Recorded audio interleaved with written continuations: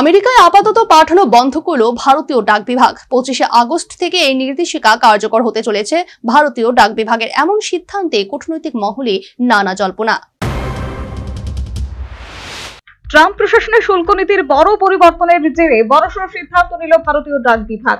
মার্কিন যুক্তরাষ্ট্র 30শে জুলাই জানিয়েছিল এতদিন পর্যন্ত $800 মূল্য পর্যন্ত বিদেশি পণ্য শুল্ক মুক্তভাবে আমেরিকায় প্রবেশ করতে পারত। তবে 29 আগস্ট থেকে এই সুবিধা বাতিল হবে। একমাত্র $100 পর্যন্ত উপহারের ক্ষেত্রে শুল্ক ছাড় থাকবে। মার্কিন এই নতুন নীতি কার্যকর হওয়ার আগে ভারতীয় ডাক বিভাগ 25 আগস্ট থেকে আমেরিকায় চিঠি ও পার্সেল পরিষেবা সাময়িক স্থগিতের ঘোষণা করে। এমনকি ইতিমধ্যেই যারা বুকিং করেছেন তাদের পার্সেলও আর পাঠানো হবে না, বরং ফেরত দেওয়া হবে।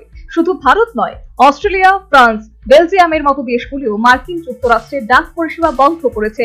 ট্রাম্প প্রশাসনের শুল্ক নীতিতে ভারত একাধিকবার ক্ষতিগ্রস্ত হয়েছে। সম্প্রতি মার্কিন যুক্তরাষ্ট্র ভারতীয় পণ্যের উপর 25% শুল্ক বসিয়েছে এবং রাশিয়া থেকে তেল আমদানির কারণে আরো 25% শুল্ক আরোপ করেছে।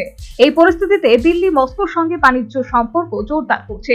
সেপ্টেম্বর এবং অক্টোবরে বিপুল পরিমাণ রুশ তেলের বরাত দেওয়া হয়েছে, কারণ ওরাল তেলে ব্যারেল প্রতি $3 ছাড় দেওয়া হয়েছে, যা প্রায় 5% ছাড়ের সমান। এই প্রেক্ষাপটে বিদেশমন্ত্রী এস জয়শঙ্কর বর্তমানে মস্কো সফরে রয়েছেন। রুশ সংস্থাগুলিকে ভারতীয় অংশীদারের সঙ্গে নিবিড়ভাবে কাজ করার আহ্বান জানিয়ে তিনি বলেন, দ্বিতীয় বিশ্বযুদ্ধের পর ভারত রাশিয়ার সম্পর্ক সবচেয়ে স্থিতিশীল। অর্থাৎ মার্কিন হুমকি উপেক্ষা করেই মস্কোর সঙ্গে বাণিজ্যিক বন্ধন আরো মজবুত করছে ভারত। এই অবস্থায় ভারতীয় ডাক বিভাগের আমেরিকায় আপাতত পার্সেল পাঠানো বন্ধের সিদ্ধান্ত যথেষ্ট তাৎপর্যপূর্ণ বলে সংশ্লিষ্ট বিশেষজ্ঞরা মনে করছেন। এমনকি এই সিদ্ধান্ত যথেষ্ট ইঙ্গিতবাহী বলে কূটনৈতিক বিশেষজ্ঞ মহলে জল্পনা কল্পনা শুরু হয়েছে। Bureau report, news vanguard.